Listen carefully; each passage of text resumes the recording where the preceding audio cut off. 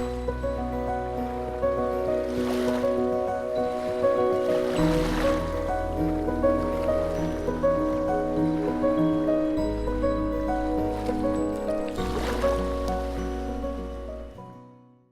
get to interact with a lot of researchers, industry folks, and so there's a really nice opportunity to exchange ideas and learn new things. I think Dr. Jones mentioned yesterday some of the work that's being done in the zebrafish world that can be applied to our world here with the ornamental fish industry, and that's really valid. And a lot of times we don't think to look to that literature, but yet there's real valuable information, and they have lots of money to do the research too, because they're doing all this biomedical work. But anyway, I've digressed a little bit already. What I want to do is talk about, where's the arrows? Oh, there it is. Okay, yeah. So we talked about, yesterday Dr. Jones gave you a little quote from Proverbs, and this is one that I like, that I use with my students when we start off. It's from Saint Exupéry, who wrote The Little Prince. This is actually from The Little Prince. I think the bottom line here is that I really believe we become responsible forever for animals that we've brought into captivity. And so this is sort of our obligation in terms of taking care of their health and managing their health. But we also have other reasons to do that beyond just sort of the emotional and moral standpoint. Is we want to do it. We're in business. We want to keep making profits. We want to reduce our loss. We want to reduce our costs.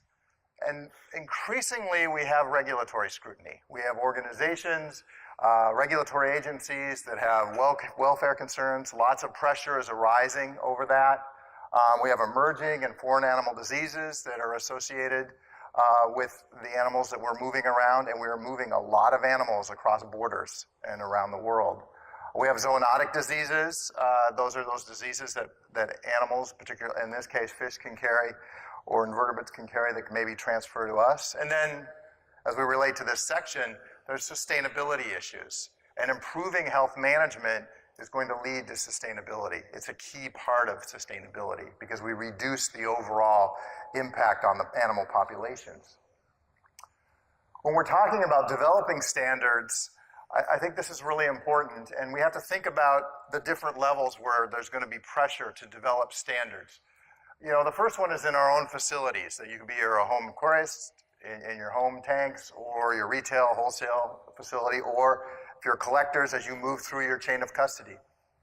So you want to develop these key standard operating procedures, and there's going to be increasing pressure to document that you have standard operating procedures or best practices. Biosecurity is becoming an issue. Increasingly, I think regulatory agencies are going to want you to be able to document your biosecurity protocols.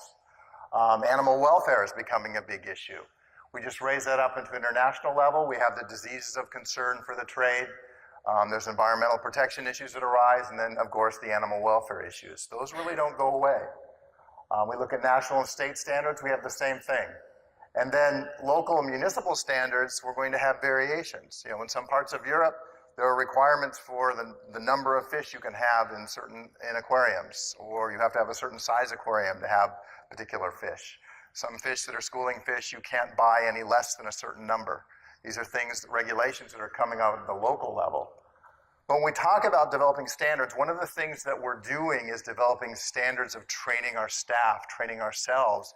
And this leads to practically an increase in professionalism, however you want to describe that, but a perception also of increased professionalism. And from the standpoint of regulatory agencies, regulatory bodies, this is an issue that we're going to have to address. I'm involved on the executive board of Ornamental Fish International, and one of the things, we have a lobbyist now that's permanently based in Brussels. And what she tells us is increasingly, these are the questions that are being asked of the industry. How are you training? What is the level of training of the people in the industry? How can you document that? So these are some things that we need to think about. And also, when we're talking about health management, prevention is always cheaper than treating the animals. So when I talk about health management, I kind of equate health management and biosecurity. I consider them pretty much the same. Some people won't, but I tend to. So these are all the protocols that we have designed to prevent disease amongst our animals with two major goals: maximizing the fish's immunocompetence, and then reducing or eliminating potential pathogens. And so there's sort of a framework that I like to think about when I'm talking about this and when I'm teaching my students or we're doing trainings. The first thing is we develop protocols around pathogen exclusion, which is keeping the organisms out of our facility or not bringing them into the supply chain at all. And the next is pathogen containment. We're going to have disease outbreaks. So what do we do to contain those outbreaks in the smallest possible area? Effective standard operating procedures based around these two areas give you reduced mortalities, certainly reduced costs, and then the regulators and the customers are happier. So a way I like to think about it is using an analogy of a castle and a castle being attacked. So when we talk about pathogen exclusion, it's our castle walls. What do we do to prevent those organisms from getting into our facility in the first place? When we talk about containment, still sticking with that castle analogy, it's those walls within the walls. What are the things that we do to keep these diseases isolated in a particular area? So when we're thinking about that, the first thing we want to do is identify our goals. We want to have healthy fish, that's great, but we have to set realistic goals. Are there specific diseases we are worried about? Are there a specific level of health that we are shooting for? And we develop those standards around those targets. One of the ways that you do that is you identify your specific risks within the facility. I'm going to talk about that in a minute. Once you identify those risks, then we look at the diseases. What are the diseases that we want to keep out? Some we can't. It's just very difficult to do that. But some we can try to keep out, and there will be protocols that we can put in place for screening or requiring health certificates, which many countries do require when you're moving animals around to show that they're free of particular diseases. So if I take a typical ornamental fish facility, these are sort of the broad risks. And we do a workshop that covers a couple days just to look at this. But if you have your facility and you think of the inputs where you have your highest risks, the first one is going to be the actual fish or the invertebrates coming into your facility. The next is going to be the food that you're feeding those animals, your equipment that you're using or bringing in and out of the facility. You're also going to have your employees and or your customers, if you're allowing customers in and out of your facility, and then your source water. So those are your big risks. Those are the things that you can easily address. There are other smaller risks that you can address, but these are the big ones, and it's the big ones that are the easiest to do. We also may want to look at, and this is going to vary with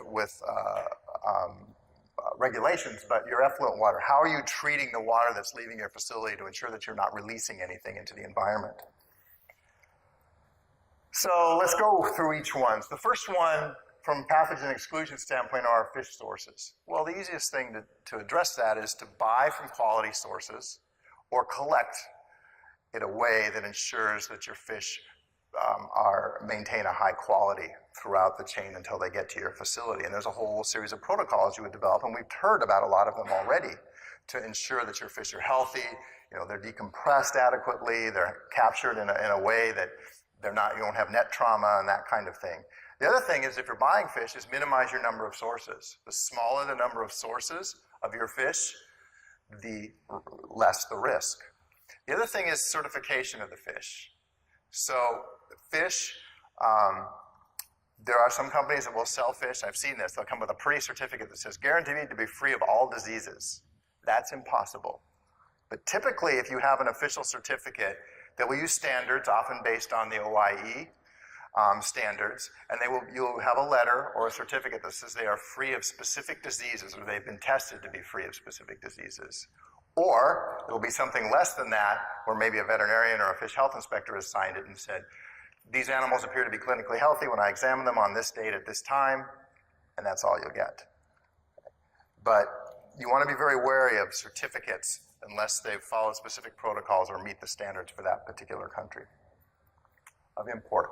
The other thing we need to think about is our water supplies. Where's our water coming from? Do we need to treat it, and how do we need to treat it? If you're getting well water, you may have contaminants, you may have supersaturation. If you're pulling surface water off, you may have contaminants, you may be bringing disease agents in. Do you need to manage that water before it goes in and contacts your animals? And that's going to vary based on the type of the water, but you need to develop protocols around that. We need to think about the food. It needs to be properly stored. Has to be the proper food, the proper pellet size or diet size, free of contamination. We really don't want to have the moldy food. Is not something we want to feed out. Is it a good level of nutrition? Does it provide proper nutrition for the animals? We just heard in the previous talk, it's, providing proper nutrition, particularly some of the larval fish, is very difficult. And we need to think about the people, our customers that are coming in and out of our facility, people that are moving on and off of our property that may or not be customers, how we're moving around. Do you have a retail store and do you do tank servicing? And the staff that does tank servicing, what kind of contact do they have with the other animals in your store? These kinds of things. These are just some images I took. I've worked for a number of years in Japan, and if you look at the top, let's see, is there a pointer? Yep. Up here, so this is a greenhouse in Japan. The koi here have been harvested. But what's interesting is this is a group from the US, this is a group from Germany, and this is a group from the Netherlands, okay? These groups are handling the fish themselves. They have all visited 5 or 6 farms before they got to this one. And when you come into this farm, there's no hand washing station, foot bath, or anything like that. So there's some risks here, okay? Another example, this is a truck they use to haul fish from harvesting in the ponds, bring them up to the greenhouses where the animals are held during the winter, okay? This truck goes to multiple farms, okay? And they don't necessarily disinfect it between sites. So that's an issue. And again, we have all of these individuals here, our potential customers walking on the property, and those are things we need to think about. What is the risk? And do we have protocols for that? These are important things to think about. So this is where things like signage comes in, sign out, depending on your level of biosecurity. Fish health management. Then there's our equipment. We need to make sure our equipment is properly stored, properly handled, and then after use, properly cleaned and disinfected. Okay? This is something that's really important. Cleaning and disinfection are 2 separate things. Okay? Most of the disinfectants we use are inactivated by organics. So you need to clean all those organics off the equipment first before you disinfect it, and then make sure it's in the disinfectant for the proper amount of time. Okay? Many of you probably know that, but it's an important point that people need to remember. Also, the disinfectant bath and everything need to be easy to get to. I've been to a facility where after you're done using a net and you want to go put it somewhere, you had to go down a hall, up the stairs, around the corner, and into another room, and then put the thing in the net. Okay, nobody's going to do that. So it has to be easy. You need to make the standard operating procedures and the protocols easy to do. Quarantine is key. Where we put it in the chain of custody depends on the facility and the program. But remember, quarantine is a process where you're holding the animals separate from the rest of the facility for a period of time to determine if they have any diseases and to allow them to acclimate to the new conditions. It's very important. Have any of you heard of the 80-20 rule? Or it's also in business, it's called the Pareto principle. Okay, it's developed by economists in Italy in, I think, the mid-1800s. But the concept is that 80% of your production problems, your workforce problems, are actually due to 20% of your inputs or 20% of your staff. Turns out this is actually applicable, they've shown this multiple times, to a lot of disease management situations. 80% of your disease problems are related to 20% of the processes that occurred before you had the disease outbreak. So it's a good thing to kind of keep in mind. So if you're bringing animals into a quarantine facility, about 20% of those animals are probably the root of any disease outbreaks or disease issues that you have. So one of the ways we address that is developing dedicated areas for quarantine that's separate from our other holding areas. We have it well signed, we have restricted access. We do all in, all out stocking. What does that mean? You bring all the animals in that you want to quarantine, they finish quarantine, you move them out, and you don't move anything else back in until they're done. Okay? If you do bring animals in before that group is done and you mix them, then you go, if you're doing proper quarantine, you go back to day 0 and start over again. The problem is, if you've mixed 2 groups of animals and you have a disease outbreak, where did it come from? It's hard to trace that back. We want to keep our systems isolated and separated if possible, and you need to look at the animals regularly and do some testing on the animals. That becomes very important. So this is just a diagram showing we have a quarantine area with holding and display. If you can separate them even further, where you have separate facilities in a larger facility, that's even better. The idea is to get your quarantine separate from your major facility. And then here's just some examples of quarantine facilities in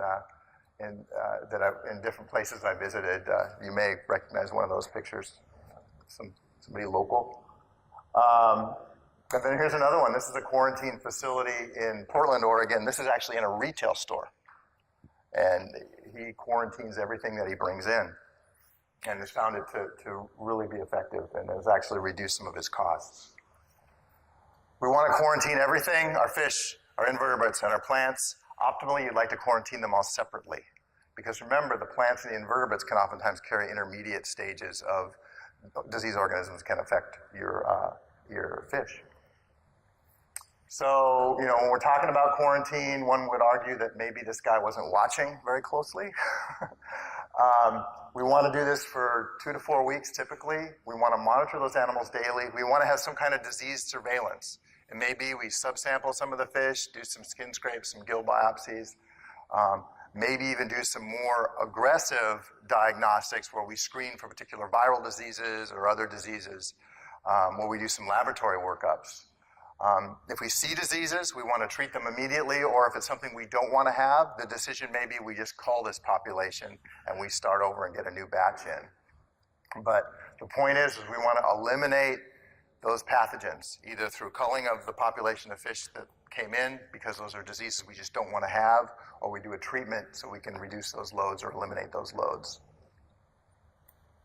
So here's just sort of a summary of quarantine, you know, knowing your fish source, practicing all in and all out as we move through before we go into our display or holding, and then we go to the customer. A couple points here. You notice that we're not moving fish back into quarantine after they've gone to display. This should be a one-way flow, if at all possible. Also, some retail facilities like to take fish back. That's a risk, and so you want to think about that risk. I know a few people that have retail stores that will take fish back, and they'll be in a separate tank, totally isolated from the rest of the system. They'll say slightly used fish, you know, for sale cheap. But it is a risk that you need to be aware of. Let's talk about containment, okay? When we're talking about containment, so we have all our protocols to exclude them, quarantine being the big wall that keeps our diseases out. Containment, how do we contain it once it's in our facility? So again, we get back to our major goals, and if we're maximizing immunocompetence and reducing, eliminating pathogens, this is just good husbandry. So really, containment is just good husbandry and having good husbandry protocols. So Rob talked about, you know, the disease triad. I'm actually going to go through this real quickly. I use kind of a dyad, but the principles are the same. You have all these interacting factors in the fish and the environment. The key point is that you have potential pathogens in the fish and in the environment, and if you're not managing it well, that's when you end up with your disease problems. Another way that I like to explain this, though, is think about this from the standpoint of just the fish's immune system. So when you do, what you're really trying to do, you can think about husbandry trying to manage the fish's immune system, making sure it stays healthy. If a fish has a healthy immune system, you'll always have a constant load of pathogens, but you'll rarely have a disease outbreak if the fish has a really healthy immune system. Pathogens will just go along, the fish's immune system will be able to fight off and prevent infection. If we have a situation where we change the environment in such a way, reduce water quality, something like that, where the pathogen loads can increase dramatically, they can overwhelm the immune system, and when we have this intersection is where we have a disease. Another way to think about it is we could suppress the fish's immune system through various stressors that Rob and Josiah talked about yesterday, where the pathogen load may not change at all in the system, but the immune system is depressed enough that disease agents that normally wouldn't cause a problem suddenly do cause disease. So the husbandry is really maintaining that immune system. And about 80, Rob said that maybe 90, but 80 to 90% of these health problems are actually related to husbandry failures. Does it mean you're a bad husbandry person? Not necessarily. It may mean we're just missing something critical. And we just need to go back and evaluate our protocols. So this some quotes by, well, I modified them slightly from my professor in vet school. So fish diseases, in my opinion and my observation, I would tend to agree with this, are really actually diseases of management that have manifested themselves in the fish, okay? So if we take this further, bad management is going to overwhelm the best fish immune system. So it really gets back to what we're doing, our husbandry. What do we do with these animals? So we need to think about our protocols. We have to have a strong program where we have isolated units so we can take systems offline or isolate them when we have disease problems. Understand the risks in your particular facility. Have excellent disease identification and management. Recognize disease early, you're going to have a better chance of outcome. Training your staff so that they do understand that. And that's where you have these standard operating procedures. Excellent record keeping, so it allows you to trace back where problems arise or where something was missed. And then ongoing staff training. This is key because you as a manager may understand why this is important, but if your staff doesn't understand that good operating procedures and adhering to good operating procedures to maintain fish health isn't important, they're not necessarily going to do it. And there's a really interesting study that was done by Debbie DeLabio in, I think it was Iowa State, where she actually looked at this from a sociological standpoint and found that it was so important. If the line staff didn't understand the importance, then protocols weren't regularly adhered to. So you have to constantly hit this. And one of the ways that we ensure that training is occurring is putting in some kind of quality assurance, quality control protocol. So remember, the key, train your staff to recognize disease. They need to know when an animal is not doing well or is stressed. It becomes very important. Because you need to know what's in your tank. How are you going to know what's there unless you're looking? And maybe even looking even deeper. So this is sort of a takeoff on a commercial that was popular in the US. The other thing I would like to point out that the guy in the back there with the purple headphones, that's my brother. We're so proud.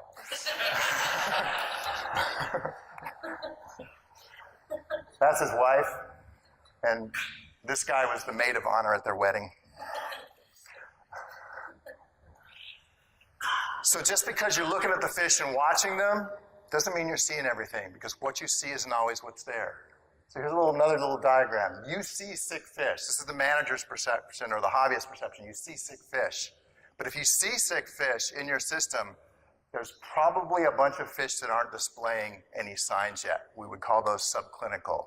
And that's where your big problem is. And this is where doing regular evaluation of the fish, particularly if you have fish for longer periods of time, becomes very important, and regular disease screening. Because what you're dealing with is what you see is what we call the tip of the iceberg. So this is the iceberg analogy here. This subclinical infection really affects a large part of the population, and that's where your monetary losses are too. Those animals that eventually may die or may not be sellable. So you need to be able to pick those up, and that's where whenever you're getting a twinge that something's going on, really working up your fish, having somebody that's trained to work up the fish, work with a veterinarian, work with a fish health professional, where you do some regular screening of the fish, and be able to recognize these are some of the common things that you might see just under a microscope. If you have a microscope, you can pick up probably 80 to 90% of the common disease problems beyond water quality that you might find. And these are all just sort of images we shot evaluating fish at different facilities. Okay, we've got, here's some ciliates up here, here's some granulomas from mycobacteria. These are some blood flukes in some butterfly fish, same, just magnified here. Some gill changes associated with poor water quality. Also, here's some fin erosion. That you look at the fish, it looks fine, but when you look at it on a fin biopsy, you see the fin's erosion. Here's some more gill changes. Some bacteria. This is up at about 400 power on the scope. Anyone know what this parasite is? Mm-hmm. White freshwater or saltwater?